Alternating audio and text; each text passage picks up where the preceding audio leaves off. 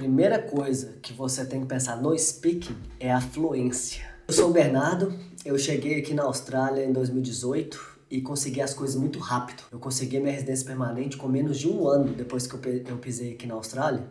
É que eu comecei a me preparar mesmo antes de sair do Brasil. Porque antes mesmo de eu chegar na Austrália, eu já estava trabalhando, fazendo prova de inglês, validando meu diploma com esse foco. Isso que me deu essa velocidade aí de conseguir as coisas aqui na Austrália. E aí do dia que eu consegui tirar total na prova de proficiência, tirei 96%. Eu falo que é total, né? Melhorou muito o meu perfil, né? Perante os olhos do governo. E aí eu fui chamado rápido, consegui as coisas. Eu fiquei assim, eu tenho que espalhar essa mensagem, né? Salvou minha vida, mudou minha vida drasticamente, sabe? Primeiro ano, todo mundo sabe como é que é, né? Morando mal, morando apertadinho num estúdio, né? Eu e minha esposa comendo macarrão, né? E assim, sem nada, sem muitas coisas, né? E aí, de repente, puf, consegui trazer meu cachorrinho lá do Brasil. Virei a chave, consegui meu emprego na minha área, que é na engenharia. Consegui trazer meu cachorrinho lá do Brasil. É uma resiliência que você tem que ter, né? Mas foi o que me impulsionou. Primeira coisa que você tem que pensar no speaking é a fluência. Fluência é o mais importante, apesar que agora o conteúdo também está bastante importante. Talvez igualou então, né? O conteúdo com a fluência. Mas se você focar só no conteúdo e na pronúncia e falar pausadamente, parando, hesitando, fazendo assim, isso é muito ruim. Então você vai ter que aprender, então você vai ter que treinar a falar mais rápido do que normalmente a gente fala.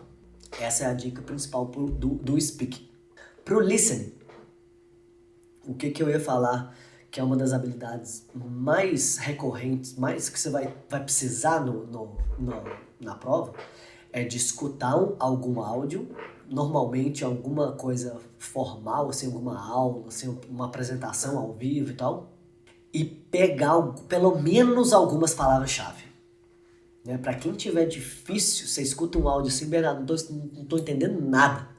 Você vai ter que fazer um trabalho que eu falo com meus alunos, é o nível 1 de treinamento. Né? Na prova, você vai escutar o áudio uma vez, pegou palavra-chave, pegou, não pegou, azar é seu.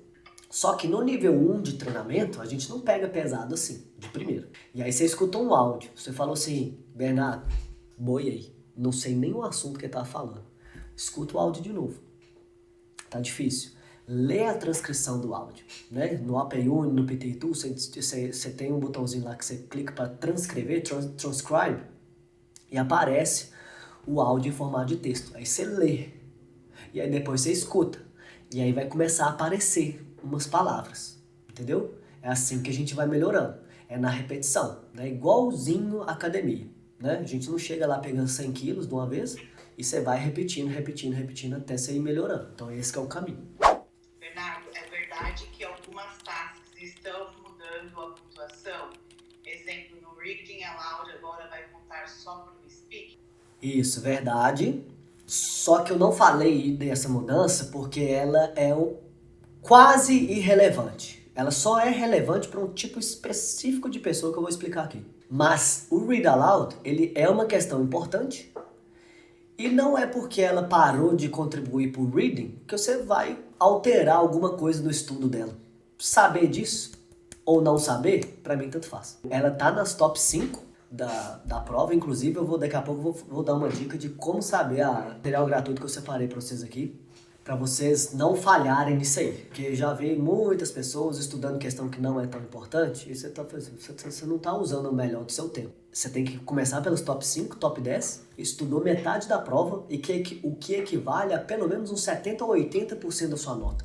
E ela não deixou de ser importante. Então essa informação é irrelevante. A não ser que, nesse material, já vou adiantar aqui, era surpresa, mas eu vou adiantar aqui. Ó. Vai ter umas bolinhas assim, ó, que é o overlap, tá vendo? 4 bolas. As 4 habilidades, aqui é o speaking, writing, reading e listening, certo? As que estão na bolinha do listening equivale ponto pro listening. As que estão na bolinha do speaking equivale ponto pro speaking, tá vendo? E aí isso aqui você vai usar se você já tiver feito a prova e não tiver passado em uma habilidade só. Né? Vamos supor, se você precisa 65 em cada uma das 4. Você tirou 65 em tudo, menos no writing. E aí você quer focar só nas questões que contribuem para o writing. Essa vai ser a sua prioridade, né? Aí você vem na bolinha aqui de baixo, e esse aqui vai ser o seu plano de estudo. Todas as questões que valem ponto para o writing. Que aí, essas pequenas diferenças que tiveram, 2 ou mais questões, se tornarão relevantes, entendeu? Mas só para esse caso específico de pessoa. As ferramentas que você mencionou são termômetros confiáveis. É igual eu falei, eles são bem bons, tá? Meus alunos estudam bastante por eles. Eu já estudei por eles também. É gratuito. Isso, do PT é pago. Desses são gratuitos. E aí, para treinar, é muito bom. Só que não é exatamente como a prova é corrigida, né? A mesmíssima regra. E às vezes, uma coisinha ou outra, o layout também não é exatamente igual à prova.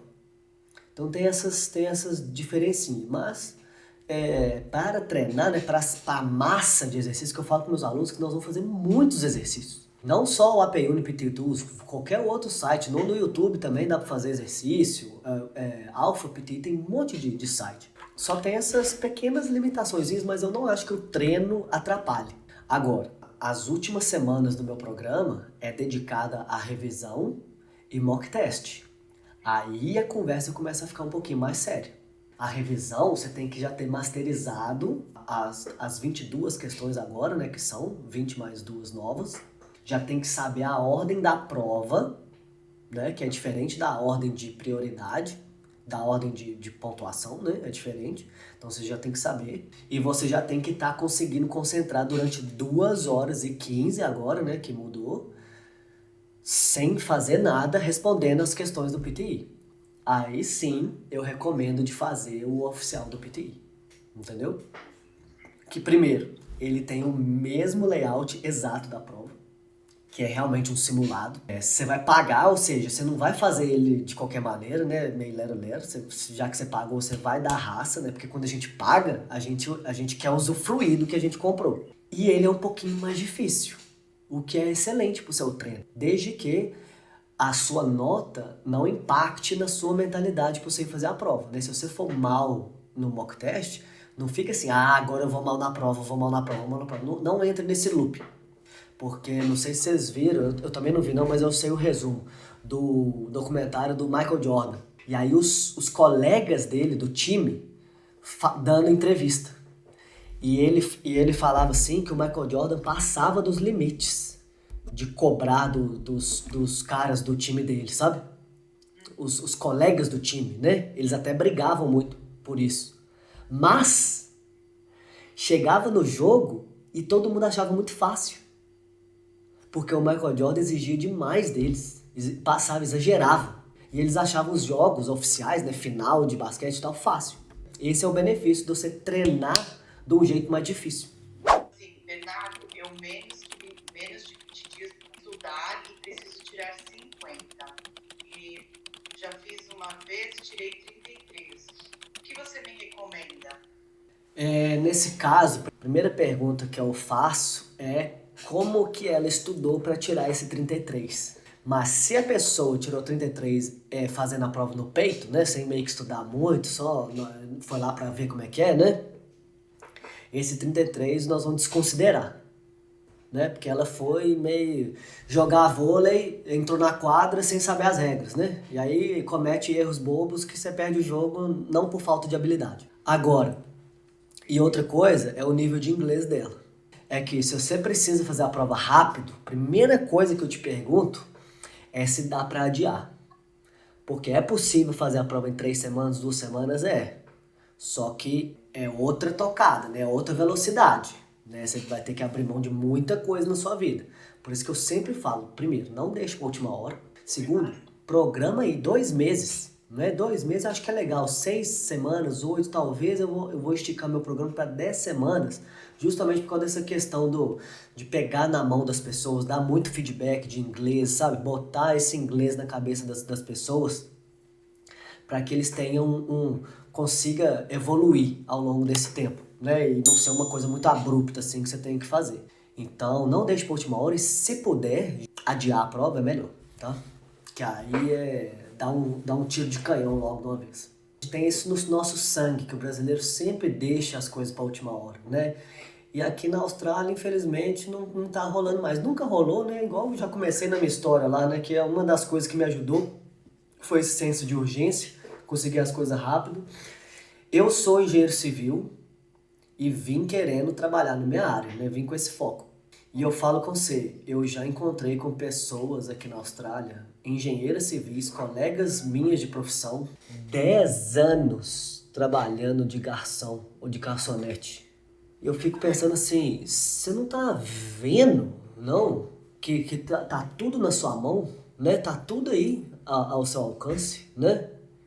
Você não tá. Você tá fingindo que não tá vendo. Me manda uma mensagem que eu te mando o link desse material gratuito aqui, que vai ser o seu guia para te colocar na frente aí já no início dos seus estudos. Valeu, abraço.